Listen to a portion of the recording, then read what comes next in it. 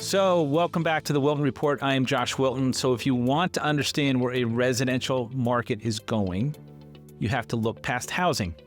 So I've always maintained that the residential real estate market is not about rates, it's about jobs and or access to jobs.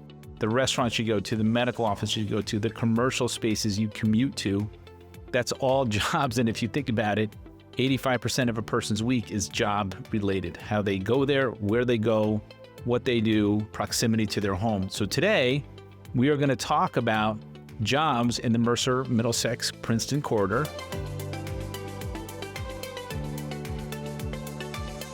I am joined by Vinny DiMeglio. He's a senior vice president at JLL. It's a commercial firm here in this market. And Vinny, I'm just going to ask you to kind of reintroduce yourself a little bit more formally. How long you've been in the real estate space? What made you go commercial? And we'll take it from there. Sounds great.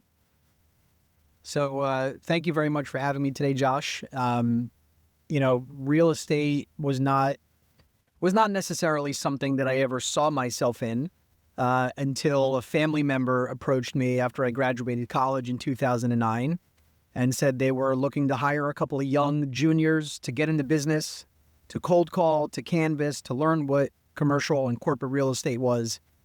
And I said, I think he does well. I don't really know what that business is, but hey, I'm 22. I'd love a job. I'd love to try something out. So what the heck? Let's do it. And this upcoming summer will be 17 years that I've been in the business. So it's amazing. Thank you. As you said, Vinny DiMeglio with Jones Lang LaSalle. It has not been announced yet, but I was promoted to executive vice president, which just means I had a good year last year. Which I think coincides nicely with this conversation.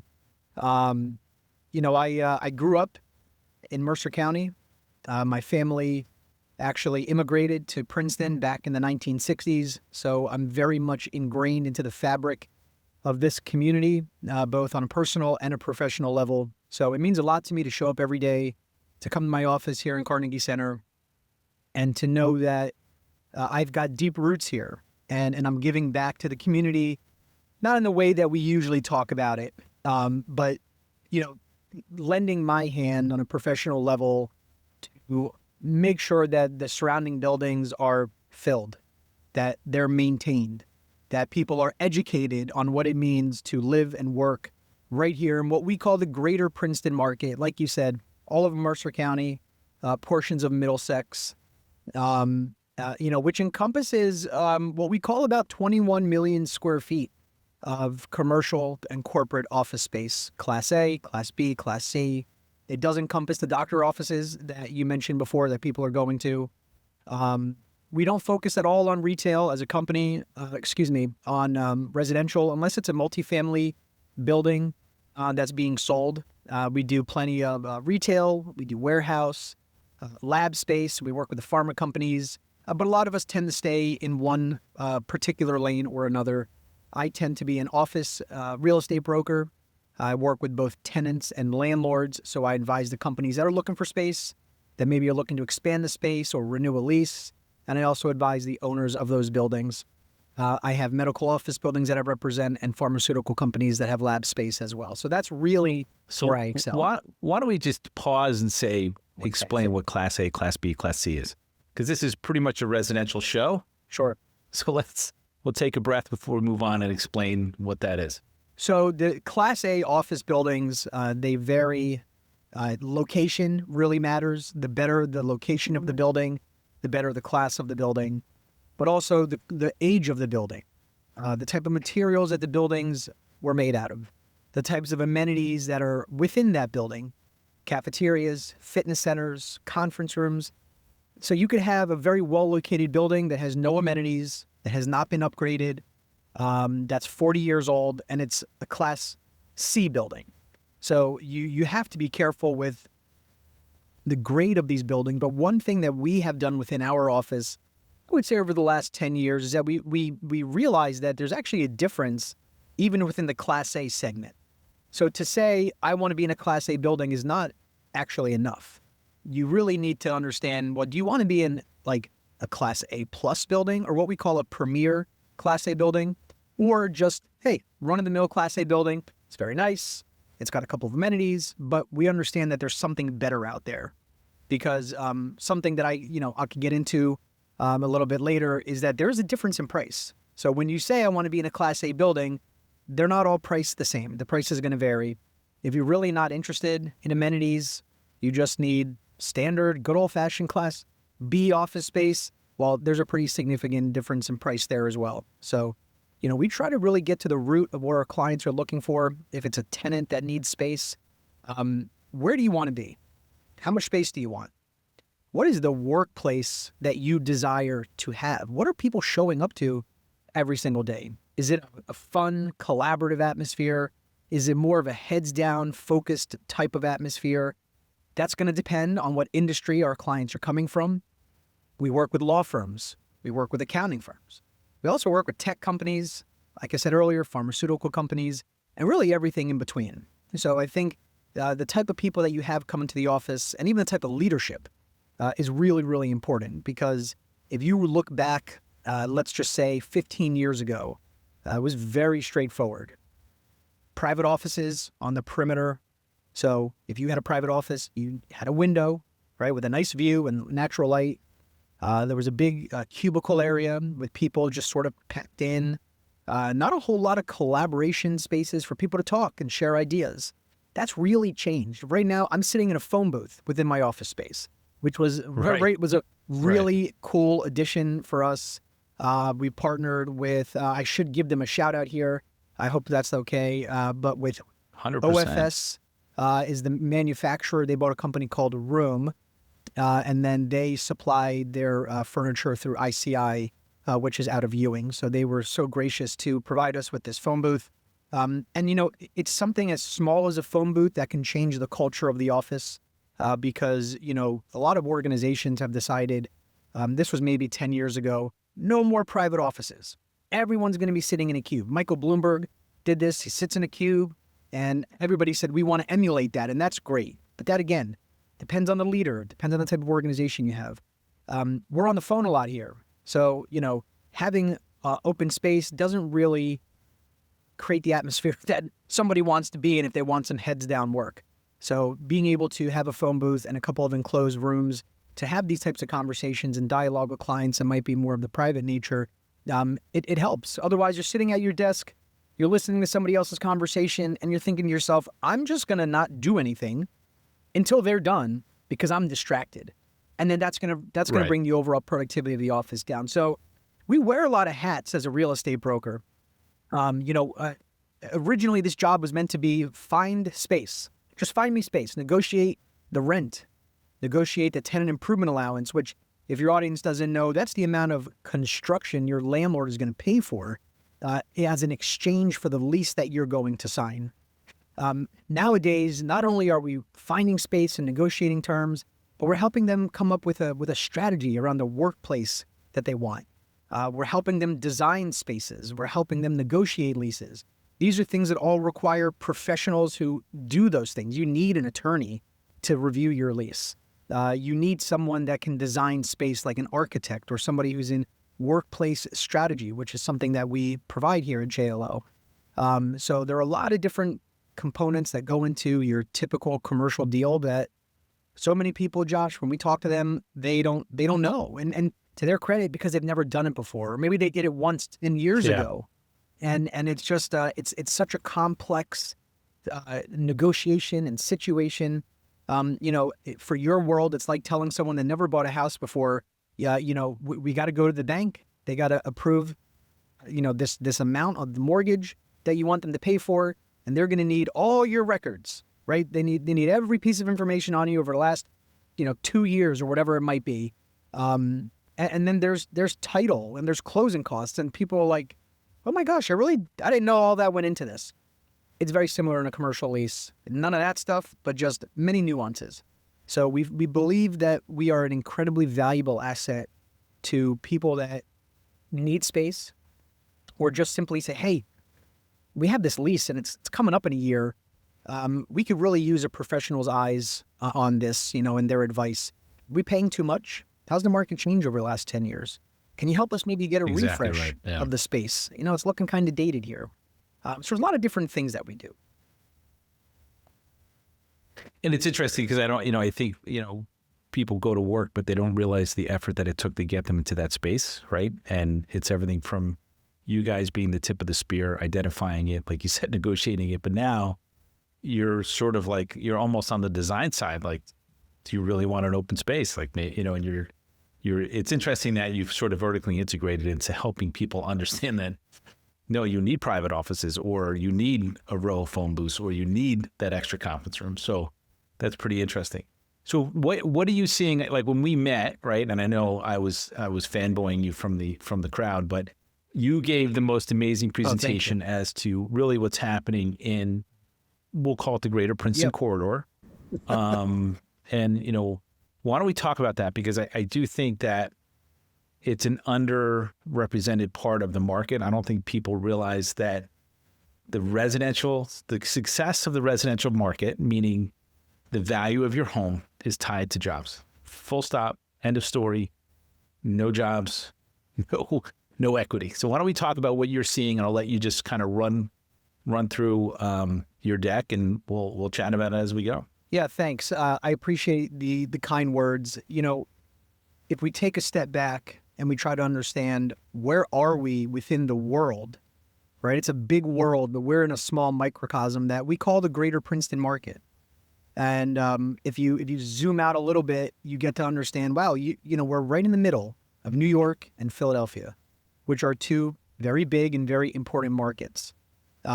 We're very densely populated. There are a lot of homes. There are a lot of people. But that also means there's a lot of office space, not just here in the greater Princeton market, but throughout the state. Bucks County is 15 minutes away. There are a lot of people, and there are a lot of jobs. So why Princeton? Well, all right, we just talked about it. Proximity to two really big markets. Right. How do we get there? Well, transit. We've got train stations in Trenton, in Hamilton, and in Princeton Junction, and in New Brunswick. We can really stretch out to New Brunswick if you really want to get technical on where the market defines itself on a boundary point of view. But okay, great. So there's really easy access. I'm a big corporation. I have offices in San Francisco, and I've got offices in Princeton, or I want to be in Princeton. How am I going to get my executives to the office when they need to come out? Great. They're going to fly into Newark. They're going to get on the train, and they're going to come straight to Princeton Junction.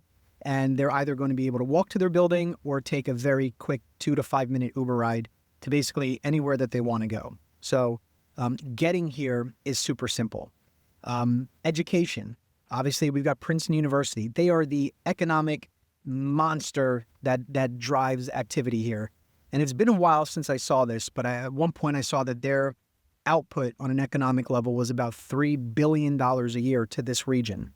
So great, we've got great education, but hey, it's not just Princeton, it's Rutgers, it's Rider, it's TCNJ. And then the lower level, your private schools, you've got Petty, and you've got Hun, you've got Lawrenceville Prep. So from an education standpoint, great. There's a lot of really good talent of people that are going to be graduating these institutions that we can hire from. So there's all these different components that people start to really peel back that onion, and they go, wow, this is a really great place to be. And I'll tell you anecdotally, a client of mine was in San Francisco, and they said, we'd like to be somewhere on the East Coast. We were first thinking about Philadelphia. And they said, our chief medical officer, it's a pharmaceutical company, happens to live in Princeton. Maybe we should just take a look there. And as I started to educate them on Princeton, they went, wait a second. So this is actually a really good place for us to be. I said, yeah, I thought that was the whole point. And it was just sort of coincidental that we ended up landing on Princeton, and they ended up signing a lease for 22,000 square feet in Carnegie Center. The space is equipped to fit 100 people. And, Wow. Fingers crossed, they're growing very quickly, and they're going to outgrow that space. And so what are they going to do, Josh? They're going to say, well, we need to pull talent, and we need to put out ads for jobs. And so people are going to see, wow, look at this really awesome company that's right here in Princeton. I may need to relocate myself to have an opportunity to go work for that company, because, remote work is just not what it was a few years ago. And so that's how you're going to get jobs here. So I can dive into this a little bit more nuanced. And just as you're getting ready, like that is the correlation, right? Like a company comes here, opens up, they start to grow, people follow. the residential market, it's the chicken or the egg, really, right? To me, jobs is everything about the residential market, but let's go ahead and chat about it. Look, if this was a different market and it wasn't Princeton, New Jersey, it might be a different story, because it is a strong, attractive market that companies want to be in. And so it wouldn't be as easy, and I won't even, mention any other town, but if it was another town somewhere in New Jersey that didn't have the infrastructure that we have, companies aren't going to be so excited about, planting a flag there. It just so happens this is a place where people really want to, put an office. And when you have an office, you have to bring in people. And so one way or the other, they're either going to have to move here or you're going to have to grab them from another competitor. But certainly a part of it is just bringing people in from other areas around the country, which is natural growth for the housing market. So there was 5 basic things that I talked about that, really encompass the Princeton market looking forward into 2026. The most dominant part of the conversation is this flight to quality. People want to be in nice office buildings, and they really have to be in nice office buildings because we're starting to ask people to come back to the office. And sometimes it's a demand. It's not even asking people. It's saying, hey, you're coming in 4 or 5 days a week. So it's really incumbent upon the business owner to say, am I creating an atmosphere here that people are going to come in? I can force them in, but maybe they'll quit. I want them to stay, right? I don't want to, it's expensive to go find new people, right? And to teach them and train them. I'd rather just keep the people that I have because they're an asset to the company. So, that flight to quality means that they're moving into the premier office buildings that we talked about earlier. So a lot of that activity has been in that really nice premier Class A stock of office buildings. So that's really, what we're going to look at. But it's interesting. What's driving all of this? Well, attendance continues to grow. It was very up and down. If you really look at this chart, this is showing you what percentage of people were actually coming back to the office after the pandemic. And the thing that I want to highlight is that in those last 3 quarters of 2025, we saw consecutive growth quarter over quarter. And a lot of that has to do with large companies mandating that people come back to the office. So you go, well, where did we start? And where are we now? So if you just go back to 2022, this is the Fortune 100 companies and their attendance policies. 30 of them, right? 30% were fully remote just in 2022. Today, only 1 of them. Wow. Look at the fully in office, the sliver of fully in office in 2022, you really can't even see. Now it's 56% of the Fortune 100. So a lot of people say, okay, well, a lot of the people that were fully remote, they're going hybrid. As a matter of fact, hybrid work is down 7% from 22 to 2025. And maybe, this is all very interesting data, but look at the number of days we're back in the office, 4.02 days. I know you can't be in the office 0.02 days, but I've had thousands of conversations in the last 6 years about return to office, and I literally mean thousands.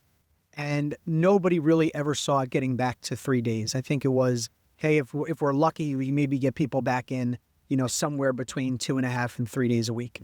So, why did that happen?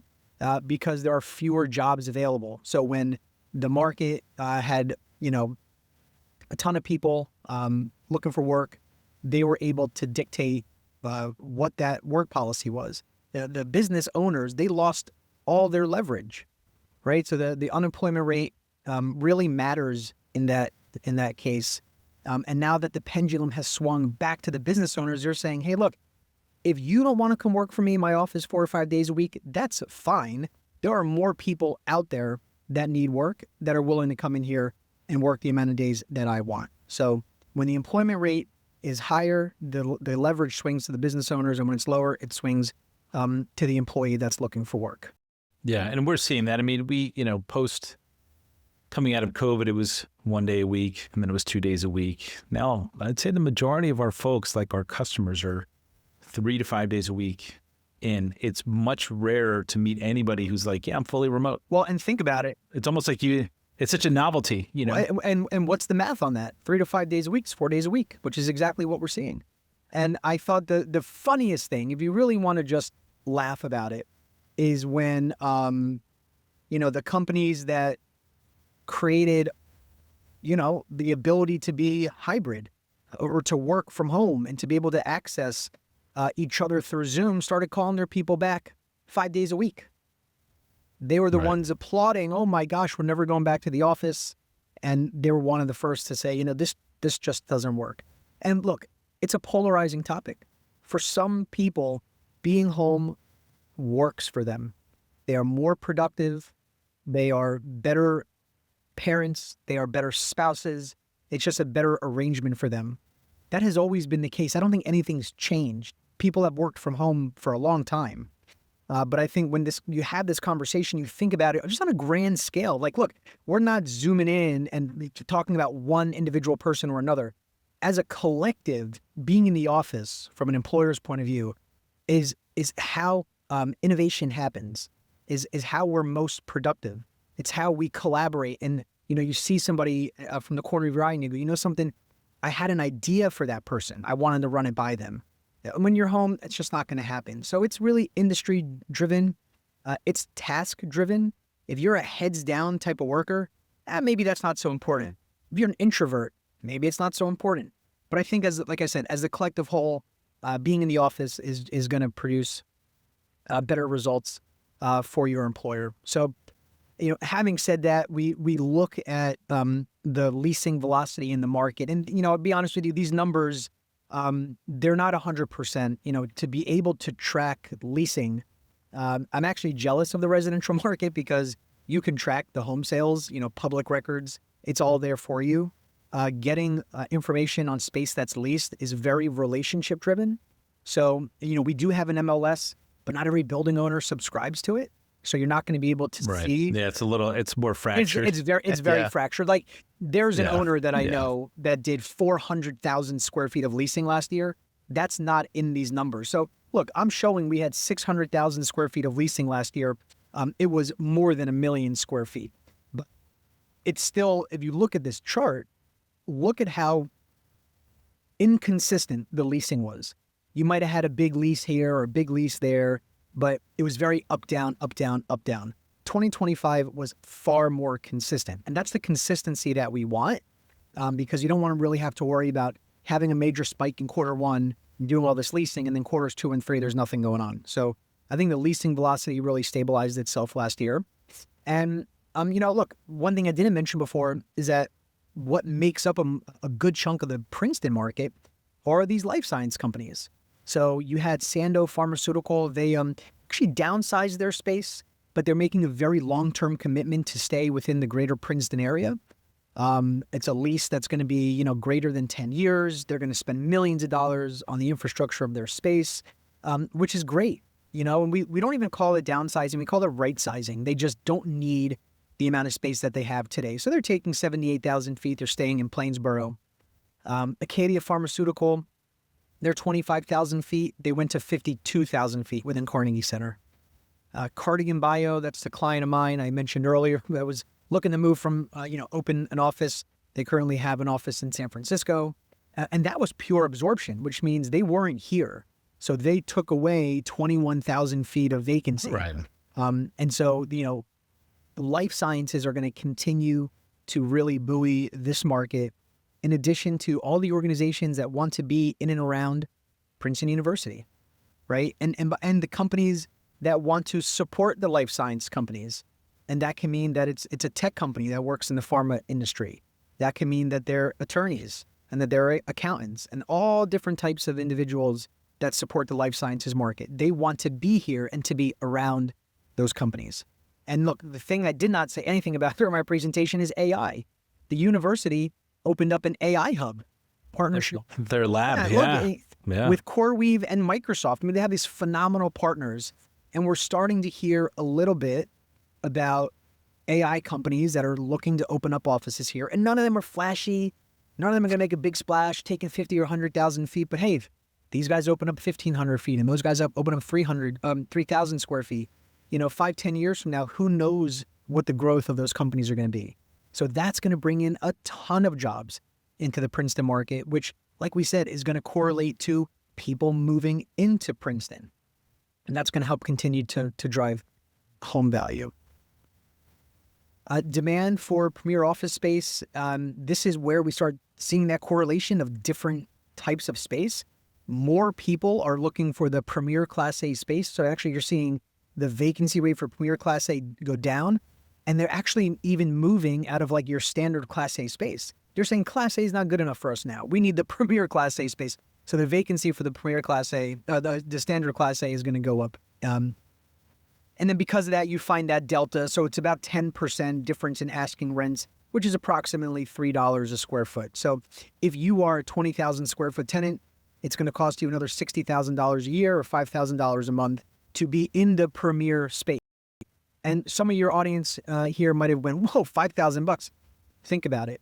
What is $5,000 a month if I'm going to be able to attract more people to work here? If I'm going to be able to retain my people that work here, I don't have to go out, find new people and retrain them. And it's going to keep them productive and it's going to keep them happy. It's a really small price to pay. Your rent should only be about 5% of your overall expenditure as a business. And it's funny because a lot of the people that we work with, when you talk to them about rent, you would think it's their highest cost. Your people are your most expensive expense. They're your most valuable asset. But you've got benefits, you've got salaries, you've got a lot of different things that go into hiring and keeping them. Your office space, it shouldn't be thought of as the make or break. If anything, it's an investment into your people. Yeah, and is it fair to say, and I'll describe myself as an armchair expert, right? And like I read about real estate every day, but we're seeing that, flight to fancy, I'll call it, like the Class A space, not only here, but it's through New York, Philadelphia. Like it's almost entrenched right now that the Class A or Class A plus space is the market that's moving, and then, in the more urban areas, the C space is kind of getting converted. Is that a fair assessment? Yeah. New York, we have 110,000 employees. New York, although it's so close, we've got offices there. We've got people that focus there, but I'm close enough, in proximity. And I read the journals like you do, right? Although I may not experience it firsthand, all I hear is that New York is absolutely on fire. Prices are historically high. As in rental rates have exceeded $200 a foot in some cases, which the city had never seen before. People are coming back to the office in droves. So yes, and the office stock there, it might not be Class A like you have here in some cases, but you're in Manhattan. You're in the biggest market in the world. And so employers are saying there's benefit to us being here. And hey, if we can get into a premier building that's got a great amenity package, we want it, and they're willing to pay up for it. Not every building's $200 a foot. Yeah. In some cases, you're paying $100 a foot more in Manhattan to be in a building that's got better amenities, and those buildings are being leased very quickly. Yeah, that's at least what I'm seeing. Yeah, look, it's the truth, and we're suburban Princeton at the end of the day. And I mean, I love being in this market, and there's so much value that it creates, but it's a suburban office market that's going to be very consistent. So after 2008. Yeah, we had a market dip. After 2020, yeah, we had a market dip. But the dips, they're not so bad, knock on wood, obviously. But that support that we have for all the great things that I've already talked about, it helps us maintain certain levels. And so it's never going to spike, crazily. I'm probably never going to sit here and say, oh my God, I'm leasing space, in a day and our rents are $100 a foot. That'll probably never happen. But if you look at 510 Carnegie Center, which is the perfect case study to what you're saying, this is a 234,000 square foot office building in the center of New Jersey. It should take a very long time for this building to lease. Boston Properties, I think they spent maybe about $12 million. They put that glass facade on the outside of the building. And when you walk up to the building, it actually gives you somewhat of a Manhattan feel. Your eyes can't help but to look up at this beautiful glass facade that's on the building. So it's got really great eye appeal. They renovated the lobby, the bathrooms, all the mechanical systems. They got covered solar parking outside. They're almost fully leased. They 78,000 square feet with Kiowa. They did 39,000 square feet with Stevens and Lee. and then Bracco 33,000 square feet, in addition to several other smaller tenants. So they've quickly leased a lot of space. And, somebody might say, well, that's just a one-off. That doesn't happen all the time. 777 Scudder's Mill, that's former Bristol-Myers Squibb campus. It's 3 buildings. It's 660,000 square feet, same thing. How in the world are we ever going to fill this? Well, the current ownership group, they bought the buildings. They put millions of dollars into renovating golf simulators, conference centers, cafeterias, you name it. And GenMab decided, well, we're going to lease 45,000 square feet to start. I think that was back in 2019, 2020, definitely in and around that COVID timeframe. So I know the date. People are going to say you're wrong, but it was in 21. They expanded by 90,000 square feet. And then last year, they expanded by another 135,000 square feet. So even getting this tenant into one floor, saying, look at this beautiful product that we've created, it allowed them to grow and to expand. And not only are they one floor now. And just for context, 90,000 square feet, that's a lot of people. That company is not getting all of that talent locally. Like, they're bringing people in. Like, yep, they're relocating people in, and that just puts pressure on housing stock here, which again, it's like jobs, good equity, bad jobs, bad equity. Yep. So, just that move alone for that Plainsboro, West Windsor, South Brunswick corridor, right? Let's just say they all stay on that right side of Route 1. They don't even come this way. Massive pressure on the residential markets. Well, and to your point, Josh, if you said to me, well, where are these people coming from? I'm not saying they're coming from North Jersey and New York and Philadelphia, although they are. If you spend any time in Princeton, you look at these pharmaceutical companies, many of them are international based, like Novo Nordisk, for example, and GenMab. These are not U.S.-based pharma companies. So if you spend time, when I'm looking, when I'm helping people show space, whether I represent the tenant or the landlord, when I'm on these showings, more often than not, these are not English first speaking people, right? Yeah. They're all coming from abroad. And I applaud these people. I'm like, that's really hard. You're moving to Princeton for your work, for this pharmaceutical company that you work for. That's, and it's the Indian pharma companies, the Chinese, the Japanese, the Danish, the Italian, you name it. We've got the full spectrum of companies that are either opening up offices here or expanding them. So people are coming from all over the place. And look. Which again, I just, and this is really why I wanted to have this conversation with you, because it's, we drive by these buildings, right? Just because they become white noise, and you drive by Carnegie Center, and my understanding of Carnegie Center is like, it's always had an incredibly high occupancy rate. But when you bring in that level, like, so Stevens and Lee was here, it's a local law firm, right? But when you start bringing in these international companies, well, guess what? They start bringing in international people, or they're going to bring people from California, or people will come from North Jersey, but you're not commuting from Bergen County every day. It's just not, it's not happening in the era of return to work. So, all of this commercial expansion, which, by the way, I'm all for, just for the record, puts pressure on the residential markets. And ironically, in the residential markets, we're still chronically undersupplied. So if people are trying to predict which way the residential markets are going, like I said, you are the canary in the coal mine. We're seeing people come in. There's literally no housing for sale. So people are always trying to figure out what the market's going to do. Like, you're giving them the answer. Hopefully they're making that correlation, Yeah. And how about this one? My father-in-law used to work for Pfizer. He was, they were based in like the Philadelphia area. He got a job. He had to now go to work in Manhattan. And he said, well, I don't want to move to the city. Maybe I'll find somewhere that's in between.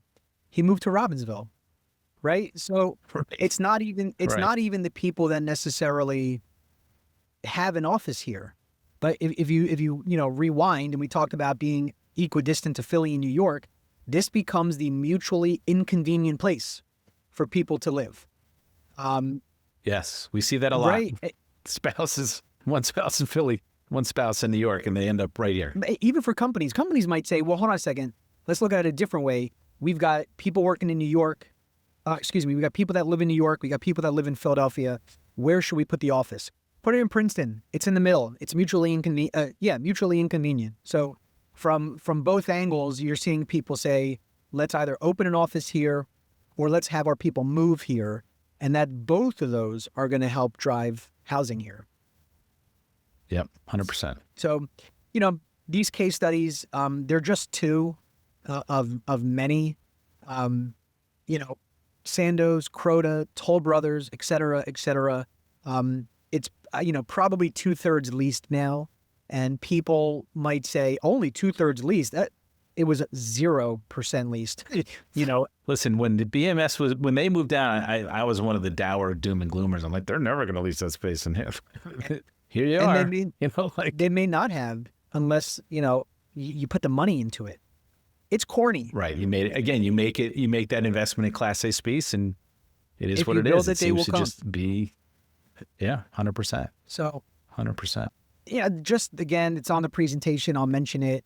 There are some owners of these office buildings that are actually the occupants as well. Princeton University did not own 100 Overlook. They had office space in there. They decided, let's buy that building. 750 College Road, that was purchased by Sun Pharma as an expansion. One Research was purchased by Doler. So why does this matter just in the context of real estate?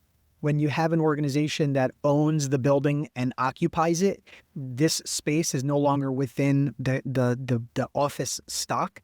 It's out of the data. It's not a building that is available to lease every day.